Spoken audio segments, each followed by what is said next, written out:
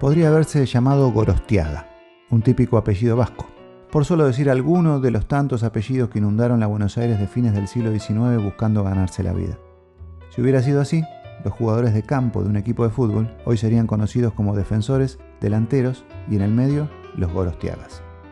Pero no, su apellido era Volante, y además de tener una vida fascinante, logró algo único: tener el raro honor de ser convertido en minúscula, en cotidiano, y darle nombre a un puesto en el deporte más popular del mundo. Soy Gabo Merlino y esto es Cambalache, la historia del otro lado de la historia.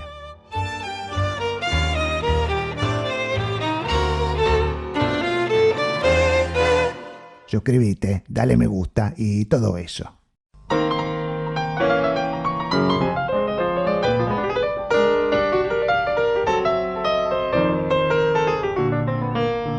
Carlos Martín Volante es de esos personajes fundamentales que están desconocidos, ocultos del otro lado de la luna. Su vida es un gran homenaje al azar. Todas las variables de su historia y lo que lo rodea son tan maravillosas como improbables en un millón de chances, y aún así sucedieron. Corre la década de 1930. El dictador italiano Benito Mussolini es uno de los primeros líderes en entender el poder propagandístico y de unificación que tiene el deporte, algo que los demás gobiernos no tardarían en imitarle. Por eso se obsesiona con organizar el primer mundial de fútbol, el de 1930, pero no lo logra.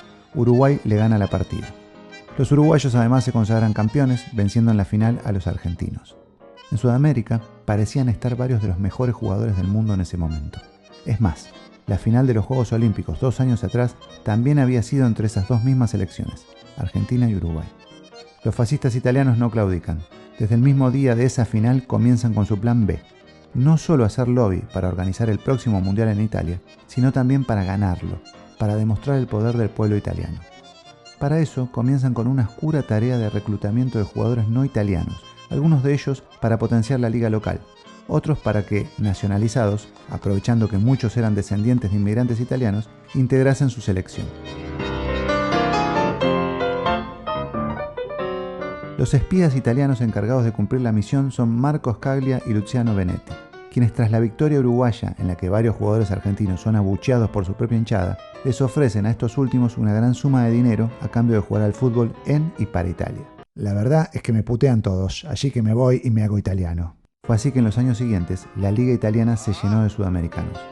La conclusión es conocida.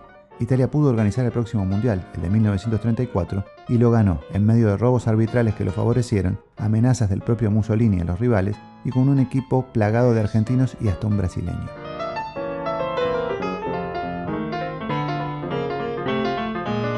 En el medio de ese éxodo llega a Italia un futbolista argentino de 26 años llamado Carlos Martín Volante. Ya era 1931. El muchacho, descendiente de italianos, se había iniciado en el club Lanús y fue figura de Platense, además de integrar la selección argentina, aunque sin jugar aquel mundial de 1930. Su madre no quería que viajara y fue por eso que él pidió una suma astronómica, para que le dijeran que no. «Dame la mía, papito». «Por menos de 150.000 liras no viajo», exclamó con firmeza. Los italianos, sin embargo, le firmaron el contrato sin hacerse esperar. El Napoli fue su primer club en Italia, el punto de partida de esa aventura europea, que siguió en Livorno y Torino. A pesar de jugar en buen nivel, no fue convocado a la selección italiana. Cuando termina el Mundial 34, y ya con el objetivo cumplido de Italia campeón, Mussolini se centra en nuevos objetivos aún más oscuros. Decide obligar a los ítalo-extranjeros a ser parte del ejército fascista. Muchos futbolistas quedarían condenados a ese nuevo horror. Carlos Volante era uno de ellos. Por suerte para él, se había casado hacía poco con María Luisa, una joven de Milán, hija de padres ricos, quienes los ayudaron a refugiarse en Francia, donde comenzarían una nueva vida, aunque siempre ligada con el fútbol, ya que hasta 1938 Volante seguiría jugando como profesional, en clubes de la primera francesa, donde llegó a ser subcampeón con el Rennes y el Olympique de Lyon. En el medio de todo eso, en París, Volante se hace amigo de un tipo único. Era un argentino mezcla de aborigen y afroamericano que había nacido en Chaco y que desde niño se las había arreglado muy bien con la guitarra, a pesar de la pobreza y los múltiples oficios que había tenido que desarrollar para poder comer. Se llamaba Oscar Aleman. Era tan persistente que no paró hasta convertirse en uno de los más grandes de la historia de la música argentina.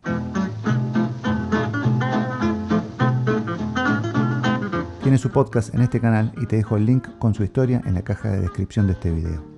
Oscar Aleman era de esos tipos que tocaba de todo y siempre lo hacía bien. Tango, música brasilera, jazz, swing, nada tenía secretos para él. Allí en París, Aleman, que había llegado a Europa en 1929 de la mano de un grupo folclórico, acompañaba nada más y nada menos que a la gran diva de ese tiempo, Josephine Baker, la Venus de bronce. Volante y Aleman no se unieron por la música sino por otra pasión. El guitarrista integraba un equipo de fútbol amateur, el Tango Fútbol Club, que tenía un as de espadas, que no era otro que Carlos Volante, que jugaba camuflado porque era profesional. Vení, Volante, vestite abuelita que empieza el partido. En 1938, la Segunda Guerra Mundial ya estaba a la vuelta de la esquina. A pesar de eso, la FIFA decidió que se jugara el tercer Mundial de Fútbol, precisamente en Francia. Lo volvió a ganar Italia. Fue una competición muy venida a menos, con las ausencias de potencias como Argentina y Uruguay que no quisieron participar, o de equipos como Austria, que estaba clasificado y no pudo jugarla porque ya estaba invadida por la Alemania nazi. Volante, por su lado, se quería volver urgentemente a Sudamérica, huir de lo que se venía. A Oscar Aleman, con muchos contactos en Brasil, ya que había vivido varios años allí, se le ocurrió una estrategia dolorosa, casi humillante para un futbolista profesional argentino, pero que le daría una salida. Le ofreció como masajista de la selección brasileña que disputaría ese mundial en Francia. Volante, sin recelo, aceptó.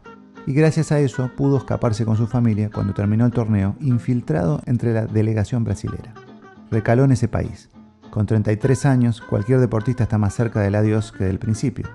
Pero no fue el caso de Volante. Sería el momento en que comenzaría a convertirse en leyenda. Aleman le consiguió una prueba en el poderoso Flamengo de Río de Janeiro, que tenía, entre otros, a Domingos da Guia, uno de los mejores defensores del Mundial 38, y al diamante negro Leónidas, el goleador del torneo. Volante no solo pasó la prueba, se convirtió en jugador fundamental del equipo, que en los años siguientes ganaría 3 campeonatos cariocas, pero con una particularidad. Volante jugaba de único centrocampista y tenía un estilo novedoso, producto de sus 7 años en un fútbol muy distinto como el europeo.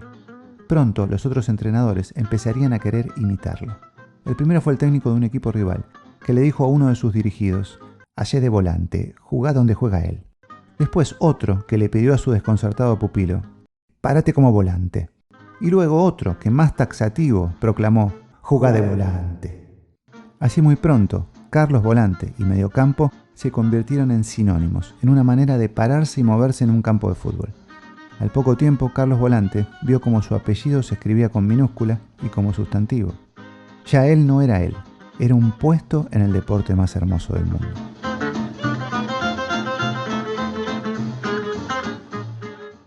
En 1943 decidió retirarse y volver a su Lanús natal, en Buenos Aires. El destino quiso que se cruzara con Oscar Aleman otra vez.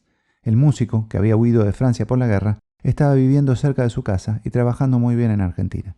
Pero Volante, que llegó a dirigir en algunos encuentros a Lanús en 1945, no pudo adaptarse. Volvió a Brasil y dirigió varios equipos, entre ellos al Inter de Porto Alegre, con el que salió campeón gaúcho, y al Vitória, al que consagró campeón baiano. Y todavía le quedaba hacer un poquito más de historia.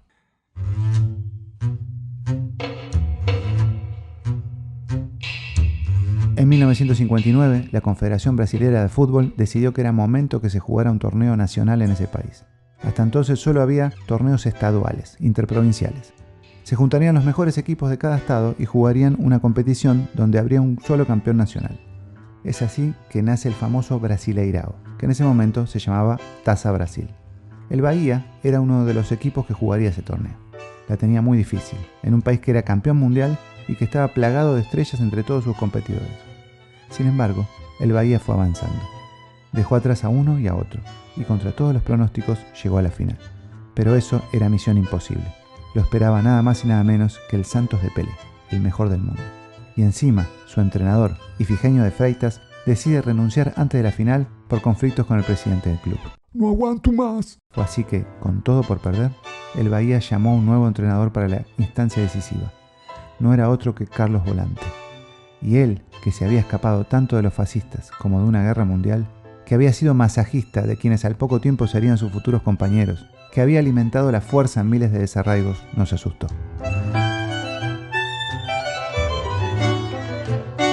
El Bahía ganó un partido y perdió el segundo. El partido de desempate se jugó ya en 1960, en marzo, en Río de Janeiro, tierra neutral. El Santos, de Pelé, Pepe y Coutinho, entre otros, que ya se daba campeón antes de jugar, no pudo creer cómo aquel equipo del norte lo barría de la gloria. Fue 3-1 para los dirigidos por Volante. El Bahía no solo se convertía en campeón de Brasil, sino que también sería el primer equipo brasilero en la historia en clasificar a la Copa Libertadores de América, que se estrenaría en 1960. Y Carlos Volante sería el primer entrenador en ganar un campeonato nacional en Brasil. La historia también tiene sonido en la música de su tiempo.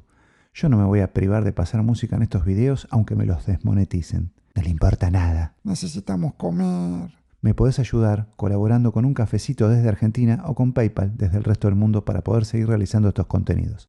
Los links están en la caja de descripción del video. Después de esa experiencia, jamás se volvería a ver a Carlos Volante en una cancha de fútbol. Seguiría viviendo en Brasil varios años más con María Luisa y sus 2 hijas, hasta que a mediados de los 70 se volverían a Italia, a la bella Turín donde se habían conocido y donde Volante moriría en el otoño de 1987.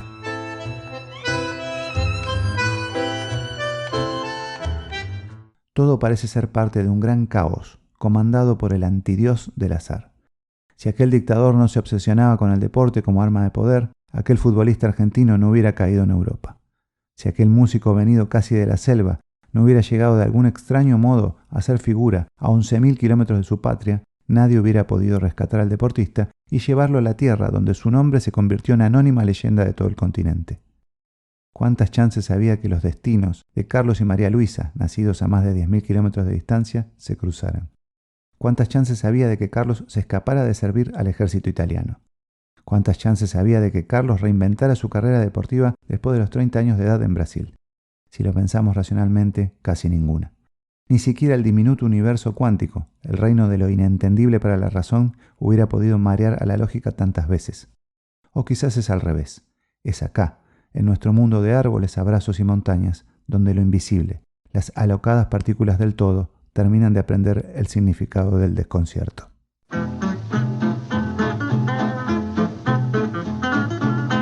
Soy Gabo Merlino y esto es Cambalache, la historia del otro lado de la historia.